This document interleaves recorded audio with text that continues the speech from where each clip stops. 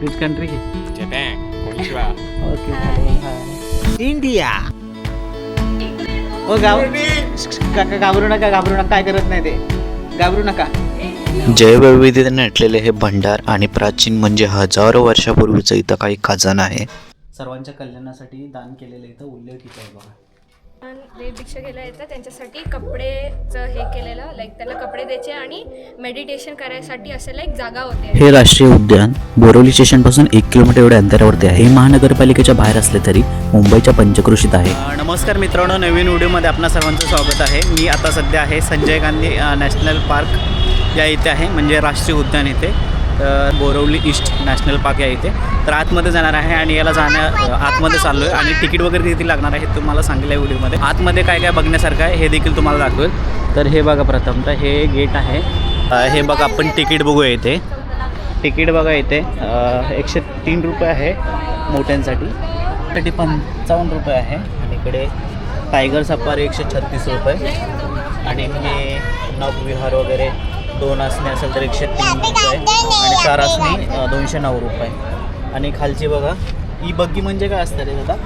बग्गी म्हणजे ते हे असतं, म्हणजे आपल्याला फिरवणार ते, अच्छा. जे एक एरिया असतो त्यात ते जीप सारखी असते, त्यात फिरवणार सगळं. अच्छा. मस्त. इथे प्रभात फेरी पास मंगळवार ते शुक्रवार असं ना. कनेरी गुफा ना. सगळं दिसणार, फ्लावर्स वगैरे सगळे. तिला ही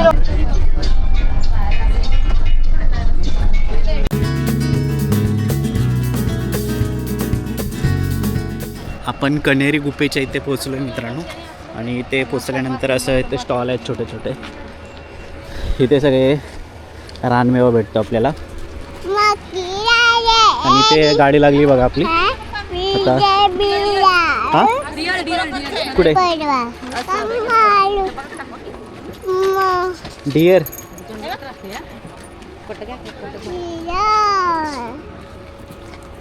भेट नाही ती माणसाला. इथपर्यंत आपल्याला 100 रुपये तिकीट होते आणि इथून पुढे जायला अजून 25 रुपये तिकीट लागते बघा. इथं 25 रुपये तिकीट एवढी आपल्याला काढायची आणि त्याच्यानंतर वरती जायचं गुफा बघण्यासाठी.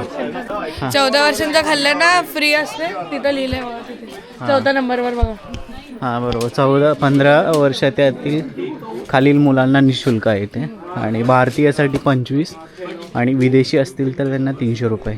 इथे कॅफेटेरिया, पाणी पियाचं पण आहे आणि इथे असं माउंटेन्स बघायसाठी व्ह्यूइंग पॉईंट आहे, वॉशरूम पण आहेत. तर इथे थांबून खाऊ पण शकतो आणि थोडं असं व्ह्यू पण घेऊ शकतो. अच्छा, कुठे? इकडे पुढे ना. हां, इथून जायचं. इथून अच्छा, तिथून असं जाऊया का वरून मग? पण जाऊया. जाऊया इथून जाऊन येऊ आपण. असं असं.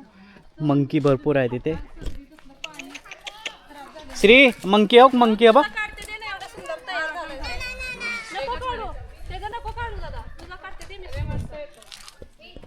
आता इथे बघा निर्वाचन केंद्र आहे इथे, जे की इथं भारतीय पुरातत्व सर्वेक्षण यांच्या अंडरखाली.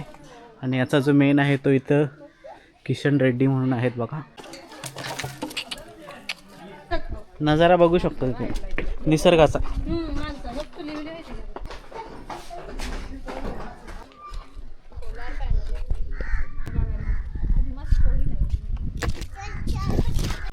हे बघा मित्रांनो, इथे केकताळेचं झाड आलंय. केकताळ ह्याला बघा असा काट असतो इथे.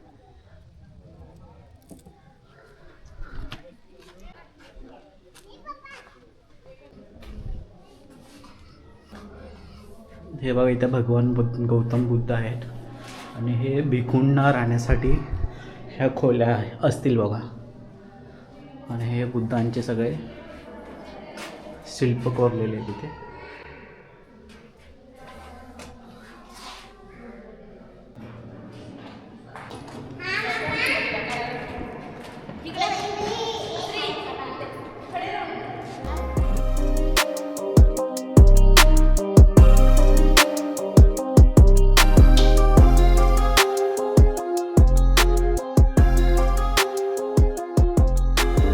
कान्हेरी लेणीमुळे या परिसराला कृष्णगिरी म्हणजेच की काळा पहाड असे नाव पडले. ब्रिटिश काळात येथे वनविभाग तयार करण्यात आला आणि 20.26 चौरस मीटर क्षेत्राचे राष्ट्रीय उद्यान बनले. 1994 साली त्याला बोरवली राष्ट्रीय उद्यान असे नाव देण्यात आले. त्यानंतर गांधीजीच्या काळात म्हणजेच की 1981 मध्ये नाव बदलून ते उद्यान संजय गांधी राष्ट्रीय उद्यान म्हणून असे ओळखले जाऊ लागले. भगवान गौतम बुद्धाची ते जी मूर्ती आहे ते तो आपल्याला दिसते ती 24 फूट हाईट एवढी उंच आहे बघा.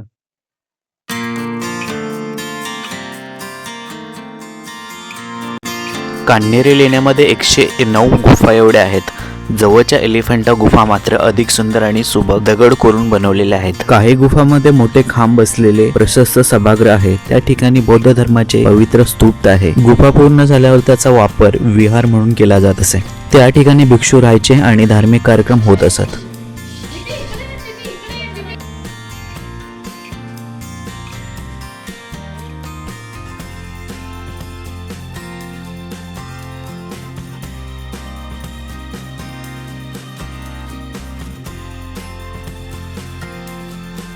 इसवी सनाच्या 3ऱ्या शतकात कोकण किनारपट्टीवरील बौद्ध धर्माचा प्रसार करण्यासाठी कान्हेरी गुफाचा खूप महत्त्व आहे. Which country? Japan, konnichiwa. Okay hi. India India India India. कसं वाटतंय? छान वाटते.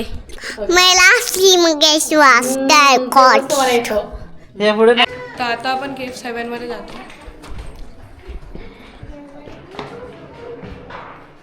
ही आहे, इथे वाटतं बसायला जागा होती तेव्हा. माकडं खूप जास्त आहेत. येथे झालेल्या संशोधनात 21 शिलालेख आणि 26 वचननामे सापडली आहेत. हे शिलालेख धम्म लिपी, देवनागरी आणि पहलवी या 3 लिप्यात लिहिलेले आहेत. आणि तिकडे रूम वगैरे आहेत, सभागृह म्हणा, रूम म्हणा. तिथे जे भिक्खू असतात ना, ते साधना वगैरे करतात, म्हणजे तप वगैरे. तर आता आपण खूप पुढे आलो आहोत. टोटल 12. चला आता बाहेरच जाऊया, बाहेर अजून बघूया आपण काय ते. त्यांनी भिक्षा घ्यायला येतात त्यांच्यासाठी कपडेचं हे केलेलं, लाईक त्यांना कपडे द्यायचे आणि मेडिटेशन करायसाठी असे लाईक जागा होते यांच्या. 100 dramas for the excavation of meditation. हां तेच ते. हां, इथं बघू शकता पाठीमागच्या साईडला गाभाऱ्यामध्ये बुद्धांची धर्मचक्र परिवर्तन मुद्रेतील त्यांची प्रतिमा आहे. ते पाठीमागच्या साईडला गाभाऱ्यामध्ये.